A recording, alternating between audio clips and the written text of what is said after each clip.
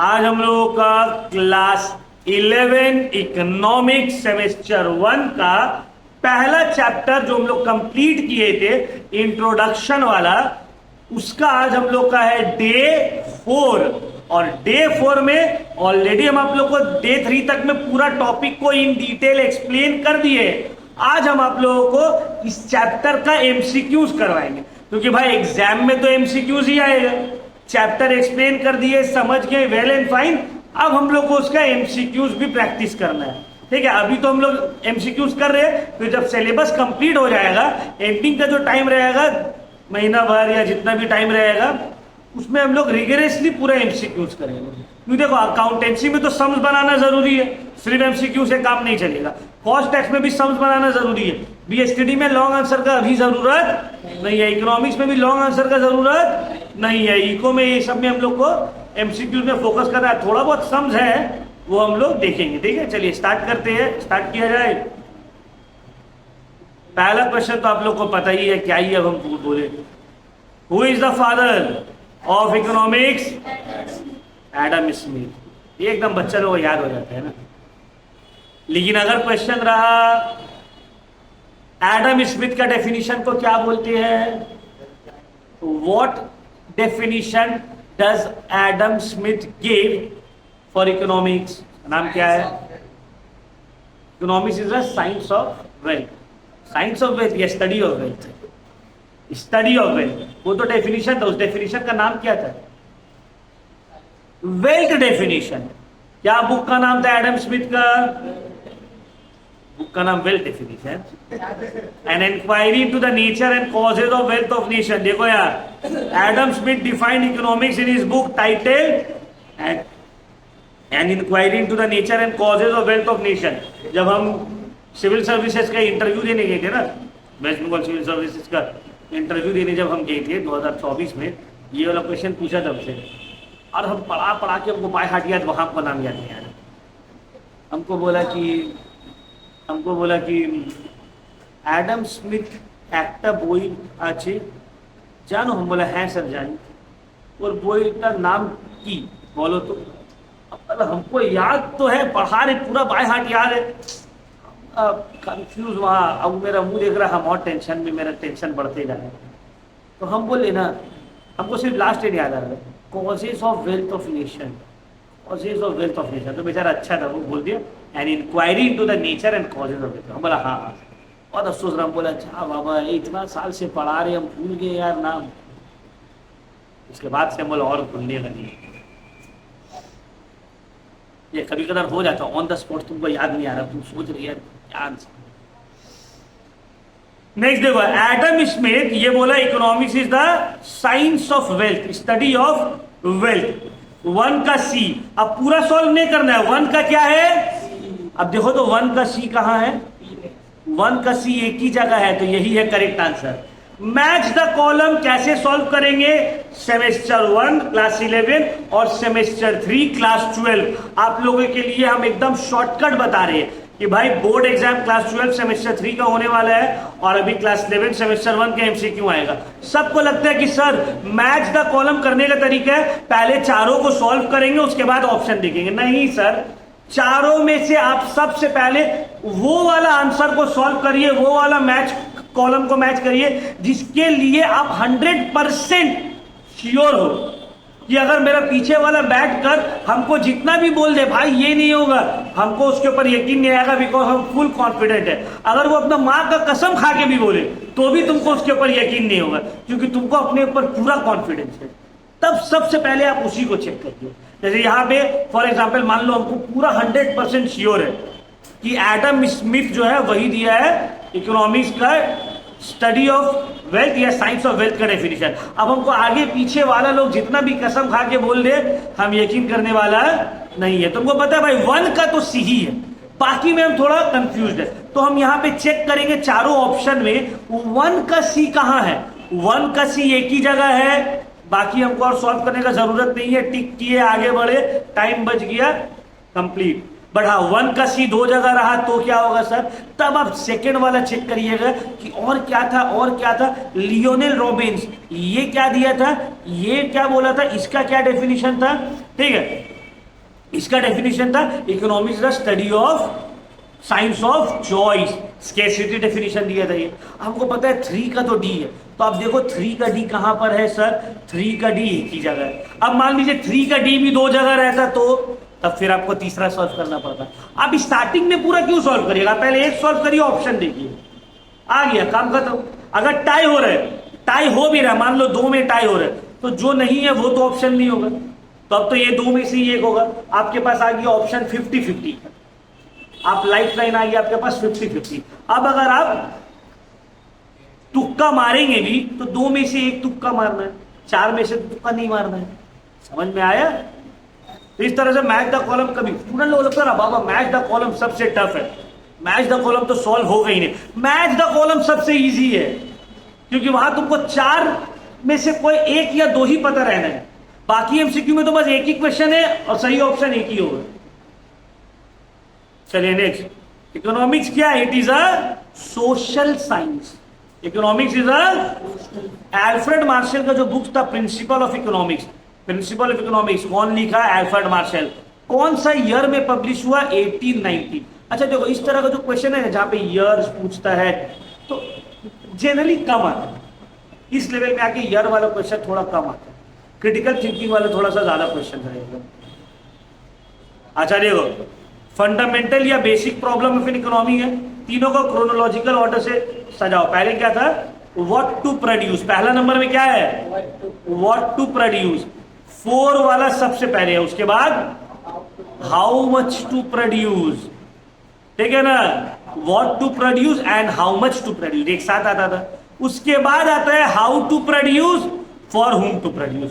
तो 4 3 2 1 पूरा नहीं पता वो सर, एक ही पता है बस कि व्हाट टू प्रोड्यूस पहला है, यही सुने थे। तो 4 सबसे पहले कहां पे है? यहीं पे है, यही है सही आंसर सर। क्लियर हुआ? समझ में आ रहा है कैसे एमसीक्यूज को जल्दी सॉल्व करेंगे शॉर्टकट में? अब देखो यहां पे इकोनॉमिक प्रॉब्लम्स जो सोसाइटी में है उसका सीक्वेंस दिया हुआ है। पहला है अनलिमिटेड वांट है तुम्हारा, रिसोर्सेस लिमिटेड है, आ जाता है प्रॉब्लम ऑफ चॉइस, यही तो है। Unlimited wants, limited resources and resource have alternative usage, यही तो अनलिमिटेड वांट सबसे पहला प्रॉब्लम है। उसके बाद रिसोर्सेस तो लिमिटेड है, भाई 10 चीज चाहिए और 10 चीज बनाने का पैसा हो तो प्रॉब्लम क्या? 10 चीज चाहिए, पैसा सिर्फ 5 ही चीज पे, अब चूज करने का प्रॉब्लम आ जाता है। ये 3 है क्रोनोलॉजिकली इकोनॉमिक प्रॉब्लम, ठीक है। माइक्रो इकोनॉमिक्स वो ब्रांच है इकोनॉमिक्स का जो डील करता है इंडिविजुअल यूनिट से, है ना, माइक्रो स्मॉलर यूनिट से। मैक्रो मतलब एज अ होल पूरा इकोनॉमी से डील करता है, और मैक्रो डील करता है नेशनल इनकम एंड आउटपुट, बड़ा बड़ा मुद्दा से। छोटा मोटा मुद्दा होगा माइक्रो इकोनॉमिक्स, बड़ा झमेला होगा तो मैक्रो इकोनॉमिक्स। समझ में आया? स्टेटमेंट ए बोल रहा है economic development necessarily implies economic growth, मतलब जहां इकोनॉमिक डेवलपमेंट हो रहा है तो ग्रोथ तो होगा ही होगा। सही या गलत? सही बात है सर, अगर डेवलपमेंट है तो ग्रोथ भी होगा। Economic growth leads to qualitative changes, सही या गलत? फॉल्स। इकोनॉमिक ग्रोथ में क्वांटिटी में चेंजेस आता है, क्या चीज में चेंज आता है? Quantitative changes, quantitative. Economic development qualitative changes आता है। T is true, R is इस तरह का दिया हुआ है, हाँ तो A is true, B is false. Statement A सही है, बी सही नहीं है। नेक्स्ट देखिए, एजर्शन में बोला है सस्टेनेबल डेवलपमेंट एक लॉन्ग टर्म प्रोसेस है to growth and human development that aims to meet the needs of present without compromising the ability of future generation to meet their own needs. ये एकदम सही डेफिनेशन है सस्टेनेबल डेवलपमेंट का, true. Sustainable development tries to find a balance between environmental protection, economic development and social wellbeing. ये भी एकदम क्या है? सही, और ये इसको एक्सप्लेन भी कर रहे हैं। तो both A and R are true and R is the explanation of A. Price mechanism को हम लोग एक और नाम से जानते हैं, क्या? Invisible hand. है ना, इनविजिबल हैंड, ये फ्री मार्केट इकोनॉमी, जितना बुक में भी होगा इसको एक्सप्लेन किए थे। प्राइस मैकेनिज्म का मतलब कि डिमांड और सप्लाई के इंटरैक्शन से प्राइस डिसाइड होता है। कोई एक आदमी या एक सप्लायर या एक सेलर या एक बायर प्राइस को डिटरमाइन। अब देखो ट्रू फॉल्स किस तरह से रहेगा, 4 स्टेटमेंट है। अब बहुत कोई बोलेगा भाई हमको पहले पूरा सॉल्व करना तब ऑप्शन देखेंगे। नहीं भाई, आपको पूरा सॉल्व करने का जरूरत नहीं है, आपको एक सॉल्व करिए ना। जैसे कि in a capitalistic economy government intervention production system और एलोकेशन रिसोर्स में इज ऑलमोस्ट एब्सेंट। सही बात है, कैपिटलिस्टिक इकोनॉमी में। अच्छा एक चीज और, लोग फेस देख के भी थोड़ा सुना बोल दे, और तो सोच रहे क्या बोल रहा, अपनी बोल रहा, अपनी समझ रहे भाई। तो अभी तो हम एमसीक्यूज करवा रहे हैं, एक्सप्लेन थोड़ी कर रहे हैं। एक्सप्लेन ऑलरेडी 3 क्लास में कर चुके हैं।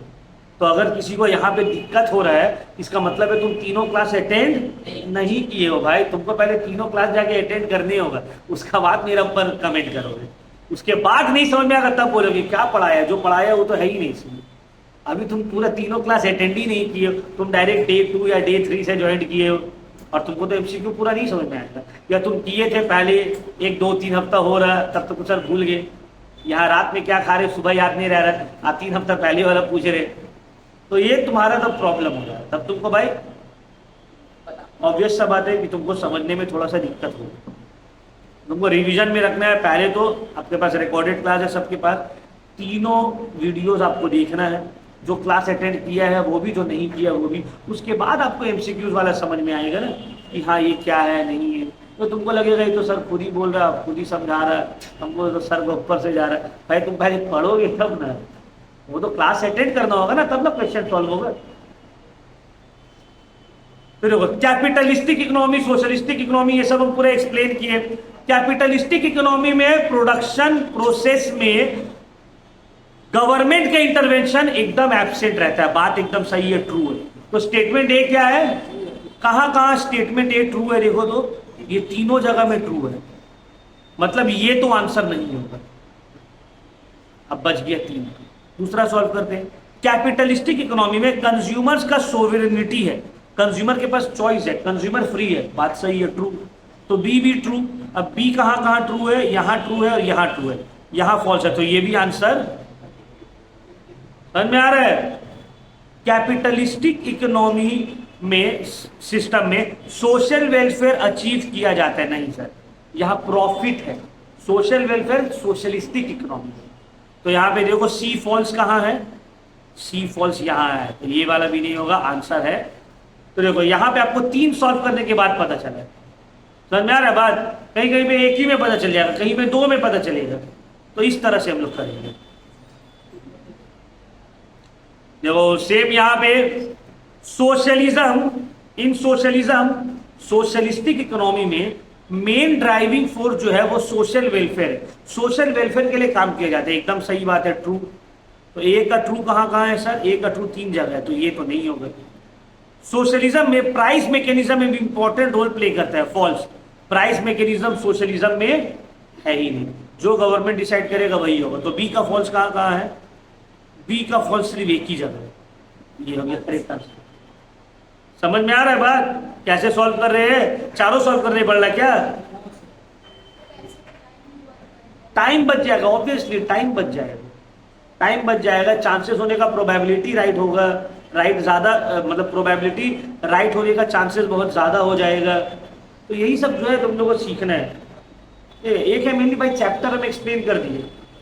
अब देखो पढ़ाने का अलग अलग कॉन्सेप्ट है। एक है जैसे हम लोग ओल्ड तरीके से पढ़ाते थे, एमसीक्यूज था ही नहीं, पूरा नॉर्मल पढ़ाते, क्वेश्चन आंसर देते, बच्चा लोग समझ गया हाँ बाबू जाओ। आजकल बहुत सारे टीचर लोग वैसे ही पढ़ा रहे, एक्सप्लेन कर दिया, क्वेश्चन आंसर दे दिया, क्वेश्चन आंसर दे दिया, हाँ एक्सप्लेन कर दिया ना जाओ। अब बहुत कोई क्या करता है, काम चोरी करने की वजह से एक्सप्लेन नहीं कर रहा है, सिर्फ एमसीक्यू समझा दे रहा है। एमसीक्यूज में अकाउंट्स कर रहा है, अकाउंट एमसीक्यू में कैसी बना रहे हैं, तो उसमें तुम्हारा क्या होगा, तुम पास तो हो जाओगे, तुम्हारा मार्क्स आ जाएगा, कॉन्सेप्ट खराब हो जाएगा। तो पढ़ना कैसे है, पूरा नॉर्मली पढ़ाई करना है। अभी तक हम जर्नल का एमसीक्यू करवाए, अकाउंट्स का क्यों नहीं करवाए, इको का करवा रहे, तो वहां पे एमसीक्यू उतना इंपॉर्टेंट, तुम पूरा सम सीखो, उसके बाद एमसीक्यू करवाएंगे। जैसे शॉर्टकट यहाँ है वैसे भी वहां पे भी शॉर्टकट रहेगा, ऑब्वियस सा बात है। बट यहाँ पे लॉन्ग का इंपॉर्टेंस नहीं है, एमसीक्यू चैप्टर एक्सप्लेन करो, एमसीक्यू वहां पूरा सम्स करवाइए, पूरा सम्स करेंगे, उसके बाद फिर एंडिंग में एमसीक्यूज भी सॉल्व करेंगे। और जो ट्रिक यहां बता रहे हो तो सभी सब्जेक्ट्स में काम आएगा। जो एक भी सब्जेक्ट में true false, match the column, चारों सब्जेक्ट, पांचों सब्जेक्ट में सेम तरह का रहेगा। समझ में आ रहा है बात? तो अभी क्या है, आपको समझना है, आंसर्स भी करना है, चैप्टर समझना है, एमसीक्यू सॉल्व करना है। सिर्फ एमसीक्यू, सबको लगता है एमसीक्यू क्या होता है, अपने से बच्चा सॉल्व कर लेगा, ये सब ट्रिक बताना पड़ेगा ना। नहीं तो सॉल्व तो तुम कर लोगे, बात सही है, तुम पढ़े हो, तुम सॉल्व करोगे, कहीं थोड़ा बहुत अटकोगे तो देख के आंसर पीछे में क्या है, बुक देख के या टीचर से पूछ के हो जाएगा।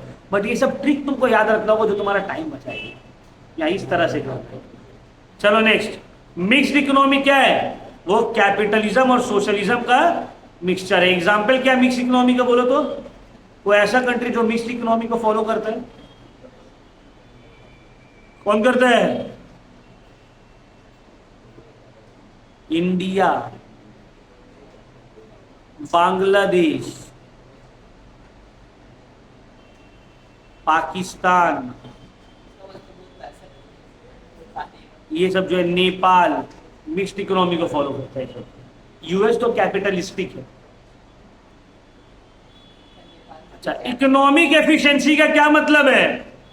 इकोनॉमिक एफिशिएंसी का मतलब होता है optimum utilisation of available resources. ठीक है, मतलब जो भी रिसोर्सेज उसको बेस्ट वे में यूज करना है। इकोनॉमिक ग्रोथ का क्या मतलब होता है सर? इकोनॉमिक ग्रोथ का मतलब होता है increasing trend in production of goods and services.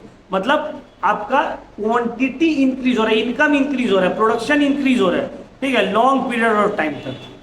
और इकोनॉमिक ग्रोथ का मतलब होता है प्रोडक्शन इंक्रीज हो रहा है, लाइफस्टाइल इंप्रूव हो रहा है, लिटरेसी इंप्रूव हो रहा है, अनएम्प्लॉयमेंट कम हो रहा है, पॉवर्टी कम हो रहा है। ठीक है, इकोनॉमिक स्टेबिलिटी का मतलब क्या होता है? To achieve a stage of economic condition where there exist no tendency for any fluctuation in economic activity. Stability मतलब क्या? कोई भी फ्लक्चुएशन, स्टेबल ऐसे चल रहा है, इकोनॉमी धीरे धीरे बढ़ रहा है, ठीक है ना। बट ऐसा जनरली होता नहीं है, सब इकोनॉमी ऐसे ऐसे करके ग्रो करते हैं, है ना, up down up down up down. Country wants to achieve कितना ब्रॉड सोशल गोल्स है? Total 6।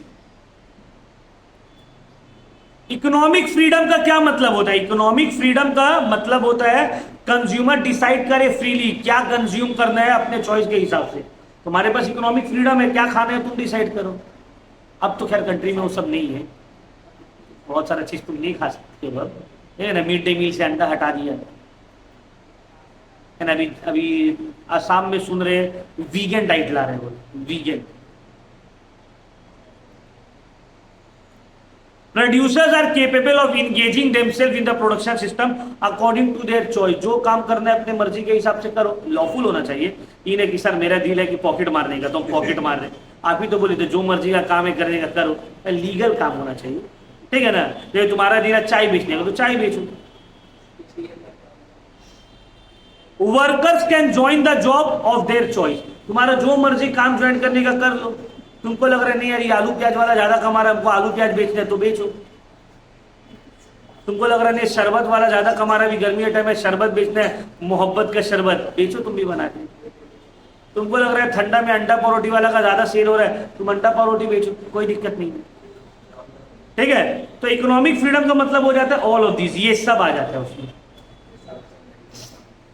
National income, national income का मतलब पूरा कंट्री का sum total of the money value of goods and services produce by the nationals. Country में रहने वाले लोग एक साल में जितना भी गुड्स एंड सर्विसेज प्रोड्यूस कर रहे हैं वो सब का इनकम को ऐड कर देंगे तो वो आ जाएगा नेशनल इनकम। और पर कैपिटा इनकम का मतलब क्या होता है? National income divided by total population. तो ये रेशियो है, नेशनल इनकम को जब टोटल पॉपुलेशन से डिवाइड करेंगे आ जाएगा पर कैपिटा इनकम। ठीक है, जैसे कि पूरा एक कंट्री में मान लो 10 लोग हैं, 10 लोग मिलके कमा रहे हैं 10,000, तो ये 10,000 हो गया नेशनल इनकम, और 10,000 डिवाइडेड बाय 10 करेंगे आ जाएगा 1,000, ये 1,000 हो गया पर कैपिटा इनकम। अरे तुम लोग अभी माध्यमिक दिए ना, कितना मार्क्स, कितना टोटल मार्क्स था? अरे टोटल मार्क्स कितना था? 700 था, 7 सब्जेक्ट था, 345 आया, मान लो चलो हम उसको 5 मार्क्स एक्स्ट्रा दे दे रहे, 350 आया, तो 350 इसका टोटल मार्क्स है। एवरेज क्या हो जाएगा, डिवाइडेड बाय 7, 50%। तो 355 है इसका national income, total marks. Average क्या हो गया 50, ये हो गया पर कैपिटा इनकम। कितना है तुम्हारा सोहेल, कितना है सोहेल? सर 400। 400। अगर 400 आ जाएगा तो तुम्हारा सेमेस्टर 1 का पूरा फीस माफ। सर 344 आया सर, चेंज कर दे सर।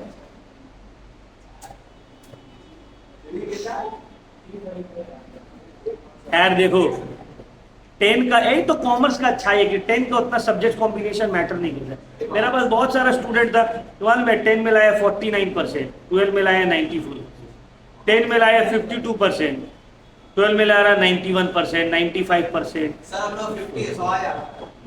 इंशाअल्लाह मेहनत करोगे क्यों नहीं। देखो dash is a good indicator of understanding economic condition of a country. सबसे अगर कोई कंट्री का इकोनॉमिक कंडीशन जानना है तो सबसे बेस्ट इंडिकेटर क्या है, पर कैपिटा नेशनल इनकम। ये एवरेज इनकम वहां के लोगों का क्या है, समझ में आ रहा है बात। पर कैपिटा इनकम जीडीपी का है $85,350 और इंडिया का है $2730।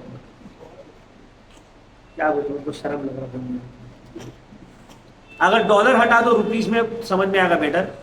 एक एवरेज अमेरिकन एक साल में अर्न करता है अगर 85,370 रुपीज, तो एक एवरेज इंडियन साल में अर्न करता है 2,730 रुपया।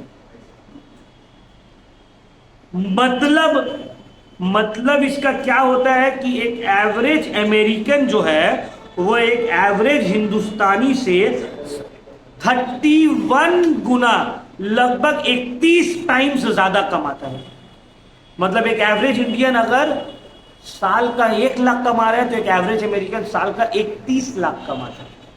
पर कैपिटल इनकम इतना हाई है, सोचो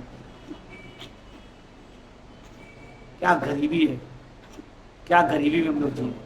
तो यूएस क्या है, डेवलप्ड इकोनॉमी है कंपेयर टू इंडिया। चलो यूएस को छोड़ दो, यूएस तो बहुत आगे निकल गया। चाइना का भी लगभग क्लोज टू 20 हम लोग से अच्छा खासा ज्यादा है, 5-6 गुना है, 5 to 6 टाइम। क्योंकि चाइना का भी अभी बोलेगा यूएस का पॉपुलेशन कम है, इंडिया का पॉपुलेशन ज्यादा है, तो भाई इंडिया और चाइना का पॉपुलेशन बराबर है ना। इंडिया की इकोनॉमी है 4 ट्रिलियन, चाइना की इकोनॉमी है 20 ट्रिलियन, मतलब इंडिया से 5 गुना ज्यादा। लेकिन ये सब में हम लोग का कंपैरिजन नहीं है। हम लोग कंपेयर करेंगे पाकिस्तान से। पाकिस्तान का इकोनॉमी सर कर्जा में है, उन लोग आटा के लिए लाइन लगा के है। हम लोग ठीक है सर, आटा के लिए लाइन नहीं लगाते हो, खरीद के मोदी दुकान से खरीद खा ले खुश। तो जिंदगी ऐश में करते हैं। यूके का भी अच्छा ही, मतलब इंडिया से तो बहुत ही ज्यादा होगा, क्योंकि वो सब तो टॉप इकोनॉमीज में आता है ना वर्ल्ड का। जब क्लास 12 में हम तुम लोग एक चैप्टर पढ़ाएंगे नेशनल इनकम, उसमें ये सब चीज डिटेल में डिस्कस किया हुआ रहेगा। बहुत इंटरेस्टिंग टॉपिक है इकोनॉमिक्स। जो अभी स्कूल में पता नहीं लोग बोल रहे हैं इकोनॉमिक्स में बोरिंग लग रहा था। इकोनॉमिक्स कोई टीचर अगर बोरिंग पढ़ा रहा है मतलब वो टीचर सही से नहीं पढ़ा रहा। बिजनेस स्टडीज हो सकता है बोरिंग लगे, थ्योरी है। इकोनॉमिक्स बोरिंग, इकोनॉमिक्स में तो देखो हम जो है कॉमर्स बैकग्राउंड से, जनरली इकोनॉमिक्स पढ़ाने के लिए आपके पास डिग्री रहना चाहिए इकोनॉमिक ऑनर्स का, लेकिन मेरे पास इकोनॉमिक ऑनर्स का डिग्री नहीं है। तो हम अनऑफिशियली तो आप लोग को पढ़ाते हैं, लेकिन हम कोई बड़ा स्कूल में जाएंगे तो वो लोग हमको पढ़ाने नहीं देंगे, क्योंकि मेरे पास इकोनॉमिक्स का डिग्री नहीं। लेकिन हम पढ़ पढ़ के अपने आप को इतना शार्प कर लिए इकोनॉमिक्स में किया। अल्हम्दुलिल्लाह किसी के पास डिग्री भी रहेगा तो उससे बेटर हम पढ़ा सकते हैं। स्कूल में क्लासेस जो किया है अभी नए टीचर का, वो लोग को पता होगा। She is MSc in economics. But अभी हम कोशिश कर रहे हैं, अभी हम बात कर रहे हैं कि हम इकोनॉमिक्स में भी पोस्ट ग्रेजुएट कर लें, क्योंकि मेरा तो अकाउंटेंसी में पोस्ट ग्रेजुएशन किया हुआ है, कॉमर्स का सब्जेक्ट हम पढ़ा ही सकते हैं। अगर हम पोस्ट ग्रेजुएशन इन इकोनॉमिक्स कर लेते हैं, PG इन इकोनॉमिक्स, तो हम कोई स्कूल में इकोनॉमिक्स पढ़ाने के लिए भी एलिजिबल रहेंगे। और इकोनॉमिक्स हमको पर्सनली भी बहुत ज़्यादा पसंद है, क्योंकि इकोनॉमिक्स से ना, देखो इकोनॉमिक्स एक ऐसा चीज़ है, इकोनॉमिक्स का जो स्टडी है ना वो तुम्हारा ब्रेन को खोल देता है। तुमको सही गलत समझ में आने लगता है। जैसे कि देखो, अभी हम तुमको एक एग्जाम्पल दें। मान लो तुम एक मोहल्ला में रह रहे हो, वो मोहल्ला में एक आदमी है जो कि गवर्नमेंट ऑफिसर है और वो करप्शन से खूब पैसा कमाए, लेकिन उसका पोस्टिंग जो है वो तुम्हारे एरिया में नहीं है। फॉर एग्जाम्पल हम लोग कोलकाता में, तो उसका पोस्टिंग है मेदिनीपुर में, तो मेदिनीपुर का लोगों से करप्शन कर रहा है। तुमको लग रहा है ठीक है, तो हम लोग का क्या नुकसान है? मेरा तो कोई नुकसान नहीं है, फाइनेंशियली हमको तो कुछ नुकसान नहीं हो रहा है। वो तो मेदिनीपुर में पोस्टिंग है, वहां करप्शन कर रहे हैं। या तुम्हारे मोहल्ला में एक लड़का है जो कॉल सेंटर कर रहा है, अब तुमको लग रहा है भाई कॉल सेंटर कर रहा है, स्कैम कर रहा है, तो ये मेरा मोहल्ले में तो नहीं कर रहे, तो यूएस का अंकल आंटी लोग का पैसा चोरी कर रहे हैं, इंडियन को तो कोई नुकसान नहीं है इसमें, तो इसमें मेरा तो पर्सनली कोई लॉस नहीं है। लेकिन अगर तुम इकोनॉमिक्स पढ़ोगे तो तुमको पता चलेगा कि वो अंकल जो मेदिनीपुर में गवर्नमेंट ऑफिसर के तौर पे पोस्टेड है और वो भाई तुम्हारा जो कॉल सेंटर कर रहा है, इससे तुमको डायरेक्टली नुकसान तो नहीं हो रहा है, तुम्हारा अकाउंट से पैसा चोरी नहीं हो रहा है, तुमसे करप्शन नहीं किया जा रहा है, बट वो लोग रह रहे हैं तुम्हारे साथ सेम एरिया में।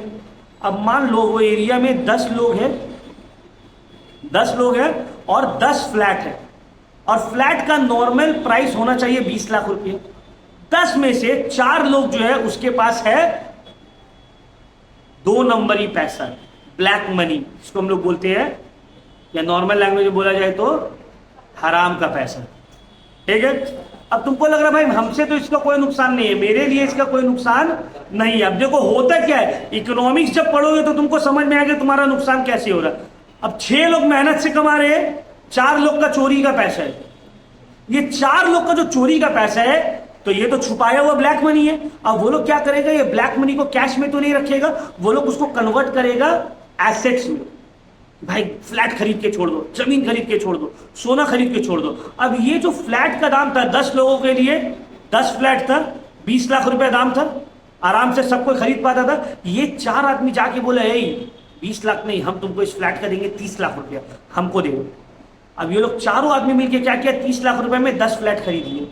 रिमेनिंग जो 6 आदमी जो मेहनत से कमा रहे हैं वो अफोर्ड नहीं कर सकते हैं, क्योंकि जब मनी सप्लाई बढ़ा है, इन्फ्लेशन ऑटोमेटिकली ऊपर चला गया। और ये जो मनी सप्लाई बढ़ा है, ये करप्शन के थ्रू बढ़ा है, चोरी के थ्रू बढ़ा है, नॉर्मल एक्टिविटीज से नहीं बढ़ा है, कोई धंधा पानी करके नहीं कमाया है। जो प्रोडक्शन एक्टिविटीज बढ़ा है, पूरा इकोनॉमी ग्रो हुआ है, इकोनॉमी ग्रो नहीं हुआ है। इन लोग के पास पैसा का फ्लो बढ़ गया है गलत काम करने की वजह से, जिसके वजह से अब तुम घर अफोर्ड नहीं कर पा रहे। आज देख रहे हो घर लेना पॉसिबल है नॉर्मल आदमी के लिए। आज से 30 साल पहले बता रहे हैं, जब मेरे पापा, अभी मेरा 30 ईयर्स एज है, अभी मेरे लिए फ्लैट लेना बहुत मुश्किल है, अगर हम चाहे कोई अच्छा फ्लैट ले ले। जब मेरे फादर 30 साल के थे, उनका 3 बच्चा हो गया था और बिल्डिंग खरीद लिए थे, फ्लैट तो दूर का बात है। वो बहुत पढ़े लिखे नहीं थे, उनका भी बैकग्राउंड कोई बहुत स्ट्रांग नहीं था। रीजन क्या था, बिकॉज ऑफ दीज। अभी इतना ज्यादा करप्शन बढ़ गया है, ब्लैक मनी का फ्लो बढ़ गया है। तुम देखो इंडिया का जो लोग है उसका एवरेज इनकम नहीं बढ़ रहा है, लेकिन लग्जरी प्रोडक्ट का डिमांड देखो।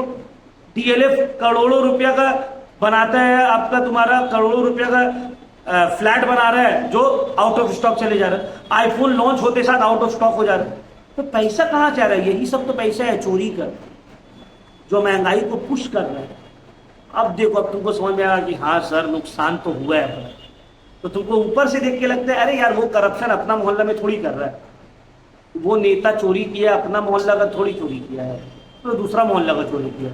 वो जो स्कैमर है वो स्कैम अपना कोलकाता या इंडिया का लोग से थोड़ी कर रहा है, वो तो बाहर का लोग से स्कैम कर रहा है।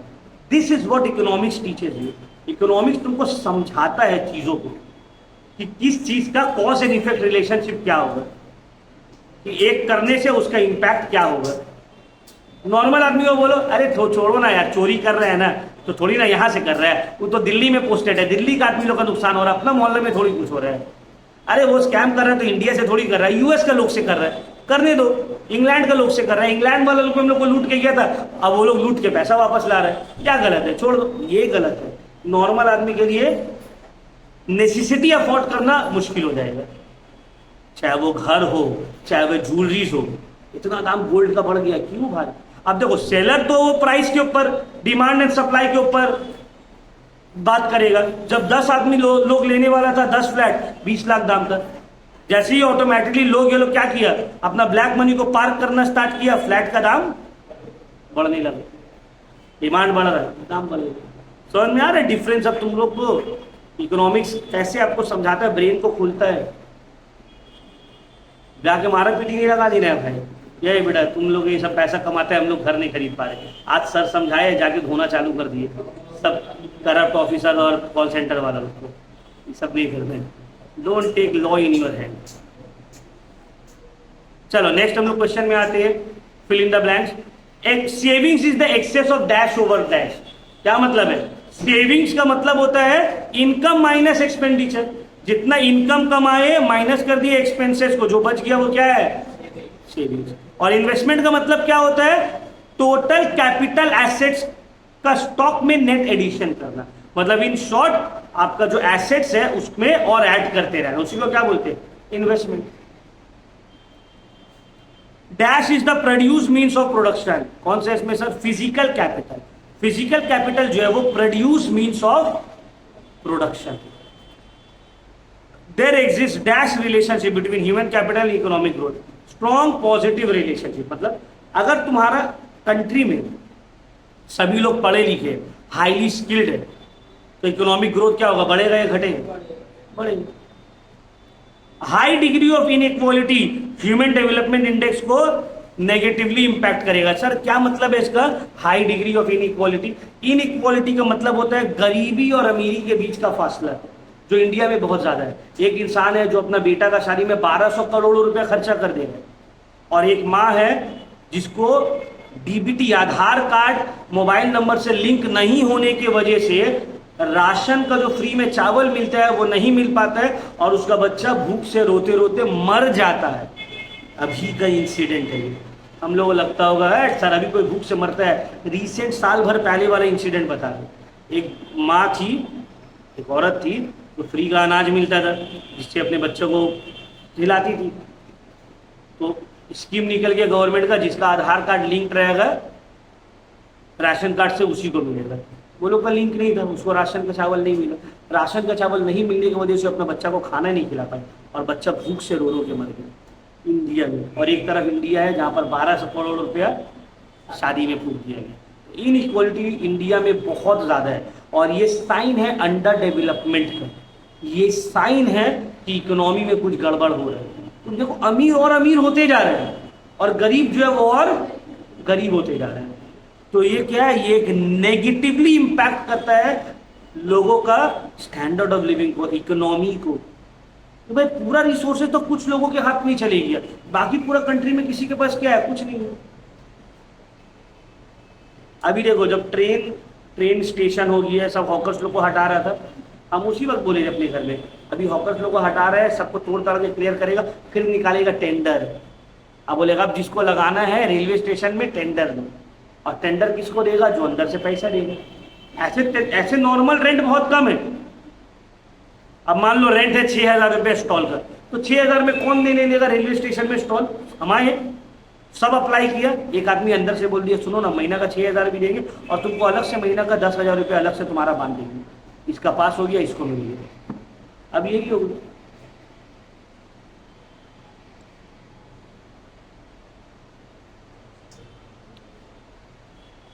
नेक्स्ट देखो, reason for poverty in the poor country are high growth rate of population and low level of national income and per capita. True.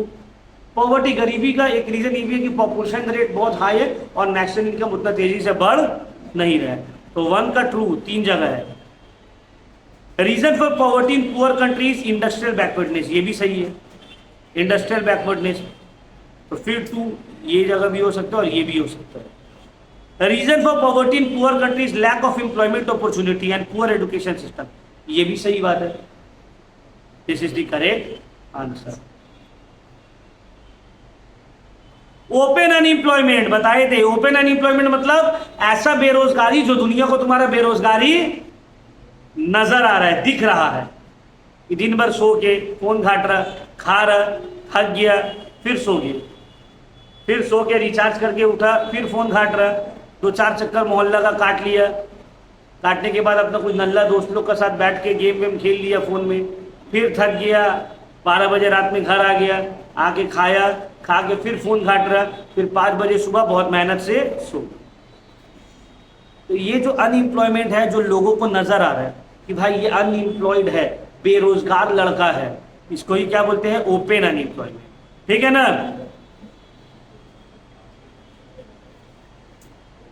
The people of the country are not getting any opportunity to be absorb in the field of work. अब देखो, gender inequality मतलब male और female के बीच में आपस में क्या करना, भेदभाव करना। तो gender inequality limits the power of dash in comparison to dash. वो लोग पावर को कम कर देते हैं वुमेन का in comparison to men. Gender inequality, भाई बेटा है, सबके घर में होता है, बेटा है रात में आ रहे 11 बजे घूम के, कोई बात नहीं। बेटी है 10 बजे रात में अगर तक नहीं आई, फोन कॉल करना चालू, अब टेंशन हो गया है या भाग गई। बेटा 12 बजे भी आ रहा, कोई बात नहीं, जेंडर इनइक्वालिटी। बेटा है दोस्तों के साथ घूमने चले गया, 2 दिन बाद टीका से आ रहा है, कोई दिक्कत नहीं है। ऑब्वियसली इफेक्ट होगा, कैसे नहीं होगा, समझा रहे हम कैसे होगा, समझा रहे हम। देखो मेरा जो एक्सपीरियंस है अभी तक का, कंपैरेटिवली टू लड़का, लड़की लोग पढ़ाई में बहुत ज्यादा अच्छी है, लेकिन तुम जब जॉब्स में देखोगे तो लड़की लोग उतना नहीं है, लड़का लोग ज्यादा है। क्यों? लड़की ग्रेजुएशन हो गया, चलो भाई रिश्ता खोजो, अपना जो करना है हस्बैंड का घर में जाके करो। लड़का नल्ला है, कोई बात नहीं है, उसका पीछे खर्चा करते जा रहे, कुछ ना कुछ तो कर लेगा, कुछ नहीं समझ में आया, चलो अपना बिजनेस दे दो। वहां पे लड़की बहुत डेवलप थी, लेकिन बेटी है, इसको क्यों बिजनेस देंगे, सब तो दामाद को हो जाएगा। फिर वो टैलेंटेड थी, उसको लिमिट कर दिया गया, ए तुम्हारा घर तोपसिया में है, तुम तोपसिया से बाहर ट्यूशन नहीं पढ़ने जा सकती हो, नहीं पाक सर्कस नहीं देंगे, 9 बजे के बाद तो क्लास नहीं कर सकती, इतना रात में आओगी, उसका क्वालिटी ऑफ एजुकेशन खराब हो जाएगा। लड़का है, मुंबई जाना है, दिल्ली जाना है पढ़ने के लिए, हाँ जाओ कोई बात नहीं, खेत बेच देंगे, खेत बेच के दे रही है, बेटा वहां पर जाके मौज कर रहा है। इससे इकोनॉमी खराब नहीं हो रहा है? ऑब्वियसली हो रहा है। Women constitute nearly 50% of population of India, और आप 50% पॉपुलेशन को अगर बंद करके रख दोगे, उसका पोटेंशियल फुली रियलाइज नहीं होगा, तो इकोनॉमी में इंपैक्ट नहीं पड़ेगा, ऑब्वियसली पड़ेगा, 100% पड़ेगा। सबके साथ होता है। ये होता है कि सर ऐसा बोले तो सर का घर में तो फुल छूट होगा, लड़की लोग नहीं भाई, मेरा भी घर में ही सब। मेरा बहन पढ़ाई में भी बेकारी ठहकी थी, उसको छूट नहीं मिली है तो कोई बात नहीं है, लेकिन जो अच्छी थोड़ा पढ़ने में थी हम उन लोग की बात करेंगे। बहुत सारे स्टूडेंट्स हैं, हम देखते हैं बहुत अच्छी है पढ़ाई में लड़की, लेकिन घर का लिमिटेशंस की वजह से इन्हें हम लोग ऐसा अलाउ नहीं करेंगे। ठीक है, कुछ गलत बात थोड़ी है, वो तो 40% लाके पास की है, बहुत मुश्किल से उसको रटा रटा के पास किया। एक मेरी कजिन बहन थी, चचेरी बहन, she was good in studies, वो पढ़ाई में बहुत अच्छी थी, लेकिन वो अच्छी थी, वो अपने आप को समझी कि हम बहुत अच्छी हैं, तो डायरेक्टली सपना देख ली कि हम डॉक्टर बनेंगे तो कुछ नहीं बनेंगे, तो आज वो कुछ नहीं है, 12 पास है सिर्फ। तो ना भाई जैसे हम भी सोचे थे कि हमको सिविल सर्विसेज देंगे, तो हम सिविल सर्विसेज के लिए पढ़ाई किए, तैयारी किए, पहला अटेम्प्ट दिए, प्रीलिम्स क्लियर हुआ, मेंस क्लियर नहीं हुआ, दूसरा अटेम्प्ट दिए, प्रीलिम्स क्लियर हुआ, ना पहला अटेम्प्ट दिए थे तो कुछ क्लियर नहीं होता, दूसरे अटेम्प्ट में प्रीलिम्स क्लियर हुआ, मेंस क्लियर नहीं हुआ, तीसरा में प्रीलिम्स भी क्लियर हुआ, मेंस भी क्लियर हुआ, इंटरव्यू में मेरा नहीं हुआ। फिर मेरा दूसरा बैकअप था ना भाई, टीचिंग, बीएड किए हुए हैं, हम स्कूल में पढ़ा रहे हैं, मेरा कोचिंग सेंटर है, टीचिंग में मेरा नाम अच्छा चल रहा है, ठीक है चलो ये मेरा बैकअप है, तो इंसान के पास बैकअप तो रहना चाहिए ना। अभी हम फिर देंगे एग्जाम, आएगा नोटिफिकेशन तो ट्राई करते रहना है, that is my dream job, but नहीं हुआ तो सेकंड ऑप्शन तो है ना। ऐसा थोड़ी करना है कि एकदम नहीं यही करना है, नहीं तो कुछ नहीं करना है तो कुछ नहीं करो। वो 12th के बाद अगर उससे नीट नहीं हुआ था, she could have tried for LLB, engineering या नर्सिंग, पैथोलॉजिकल कुछ, या BSc करना चाहिए था। वो 5-6 साल बैठ के नीट ही देने लगी। अभी रिश्ता खोजने में प्रॉब्लम हो रहा है हम लोग को, कोई लड़की 12th पास का आकर कितना दिक्कत होता है। तो ये सब गलती नहीं करना है, हमेशा हैव अ बैकअप। वो यूट्यूब में न बोलेगा अर्जुन का आंख सिर्फ नजर आना चाहिए आपको, और कुछ नहीं, अपना बस वही गोल है, बनना है तो IIT ही क्लियर करना है, डॉक्टर ही बनना है, IPS ही बनना है। भाई वो सब सिर्फ रील के लिए अच्छा है, रियलिटी वैसे नहीं चलता है। रियलिटी में ठीक है आपका ये में आप मेहनत करो, बहुत मेहनत करो उसके लिए, but at the same time आपके पास बैकअप रहना भी बहुत जरूरी है ना। अब देखो ये एक्स एंड वाई इस तरह का दिया हुआ है, डाउनवर्ड स्लोपिंग, ये तो डिमांड कर्व लग रहा है। If then the function is downward sloping in nature, the relation between two variable would be inverse. क्या मतलब है इसका? देखो, जब इस तरह से रहेगा, मान लो डिमांड कर रहे हो, यहाँ प्राइस है, यहाँ पे क्वांटिटी है, प्राइस इतना क्वांटिटी इतना, प्राइस घटा क्वांटिटी बढ़ गया, प्राइस जितना घट रहा है क्वांटिटी बढ़ रहा है, और प्राइस बढ़ रहा है तो क्वांटिटी घट जा रहा है। मतलब एक कम है तो दूसरा ज्यादा है, एक ज्यादा है तो दूसरा, तो इसको बोलते हैं इनवर्स रिलेशन। क्या बोलते हैं? Inverse relation. एक बढ़ेगा तो दूसरा घटेगा। फिर होता है डायरेक्ट रिलेशन, वो इस तरह से रहेगा, एक बढ़ रहा है तो दूसरा भी बढ़ेगा। नेक्स्ट देखिए, पीपीसी कर्व का मतलब क्या होता है? Locus of various point which represent different combination of two goods of x and y that the economy can produce with efficient allocation of entire resources। मतलब अगर रिसोर्सेज को एफिशिएंटली यूज किया गया तो फिर आप, ये अलग अलग कॉम्बिनेशन है दो पॉइंट्स, ठीक है। यूटिलिटी का मतलब want satisfying power of a commodity. Production is the process of creating utility through exchange. Equilibrium मतलब ऐसा स्टेट जहां पे और मूव नहीं करना है, जैसे कि ये है डिमांड, ये है सप्लाई, ये है डिमांड, ये हो गया इक्विलिब्रियम पॉइंट। अब यहां से इकोनॉमी को मूव करना नहीं होता है। लॉन्ग रन का मतलब जहां पे all the employment of all factors is variable, ठीक है, सबको डिटेल में एक्सप्लेन किया गया क्लास में। इक्विलिब्रियम का मतलब होता है ऐसा पॉइंट जहां पे सब कोई सेटिस्फाइड है। यहां पे देखो, डिमांड और सप्लाई बराबर हो गई है, प्राइस भी ठीक है, क्वांटिटी भी ठीक है। जैसे कि फॉर एग्जांपल मान लो मेरा बिरयानी का दुकान है, हम डेली 2 डेग खाना बना रहे हैं, 2 डेग से कम बनाएंगे कस्टमर घूम के चले जाएगा, 2 डेग से ज्यादा बनाएंगे खाना बच जाएगा। तो 2 डेग क्या है मेरे लिए? इक्विलिब्रियम, जहां पे उतना ही कस्टमर आएगा जितना हम बनाए और मेरा प्रॉफिट मैक्सिमम रहेगा। उससे ज्यादा बना दिए तो खाना वेस्ट हो जाएगा, कम बनाए तो कस्टमर घूर के, उसी को बोलते हैं इक्विलिब्रियम पॉइंट। प्राइस मैकेनिज्म कहां पे इंपॉर्टेंट रोल प्ले करता है? कैपिटलिस्टिक इकोनॉमी में। कहां पे? कैपिटलिस्टिक इकोनॉमी में जो प्राइस मैकेनिज्म है ये इंपॉर्टेंट रोल प्ले करता है। और फंक्शन का मतलब क्या है? ये एक मैथमेटिकल एक्सप्रेशन है जो दो सेट ऑफ डिपेंडेंट और इंडिपेंडेंट वेरिएबल का रिलेशनशिप शो करता है। दो, जैसे कि हम बोले एक्स और वाई, ये दोनों के बीच में क्या रिलेशनशिप है ये शो किया जाएगा थ्रू फंक्शन। समझ में आया? तो ये है 40 MCQs फ्रॉम चैप्टर 1। होपफुली आप लोग को समझ में आया होगा। अगर कुछ भी दिक्कत होगा इससे रिलेटेड तो प्रीवियस जो वीडियो है वो आप लोग को देखना पड़ेगा। ठीक है, क्लियर हुआ? तो समझ में आ गया पूरा? चलिए, क्लास को हम लोग यहीं पे करते हैं ऑफ। नेक्स्ट क्लास हम लोग का unit 2 that is theory of consumer behaviour, जिसके अंदर डिमांड आता है, सप्लाई आता है, elasticity of demand and supply आता है, सब कुछ, बजट लाइन आ गया, इनडिफरेंस कर्व है, पूरा वो सब। मतलब chapter 2 is a big chapter, तो उसमें मे बी 5 क्लासेस 6 क्लासेस लगेगा, तो डिटेल में एक्सप्लेन करेंगे। और वो इंपॉर्टेंट चैप्टर है, आप लोग को अच्छे से पढ़ना ही पड़ेगा। ठीक है, चलो क्लास को यहीं पे करते हैं ऑफ।